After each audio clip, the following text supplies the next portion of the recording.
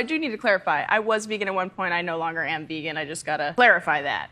I just think that the pressure needs to be put on corporations who do a lot of the damage to our environment and less so on the individual. I think, like, super important to go vegan, and I don't want PETA to be mad at me. I'm not discouraging people from being vegan, but I do just think it's like way more impactful for the 53 corporations who are destroying the planet. So first of all, you can do both. These companies exist because consumers support them. And while one person deciding to not support animal agriculture isn't going to alone end animal agriculture or the businesses that conduct unethical practices, that individual action will reduce that individual's impact. And there is value in that. Surely if there was a giant corporation mass breeding and exploiting dogs for their flesh, you wouldn't just be like, well, out of the two things I can do, putting pressure on these corporations is more impactful, so I'm going to continue putting in demand dogs being exploited and murdered. And just to put this supply and demand point into perspective, in the UK, there are about 67 million people, and 2.5 million of them are vegan. Do you think that in a world where those 2.5 million people were not vegan, that there would be just as many animals being bred, exploited, and killed for their flesh and secretions? Of course not. For a more comprehensive look as to how individual consumers going vegan can actually lead to less animals being bred, exploited, and killed, check out this paper.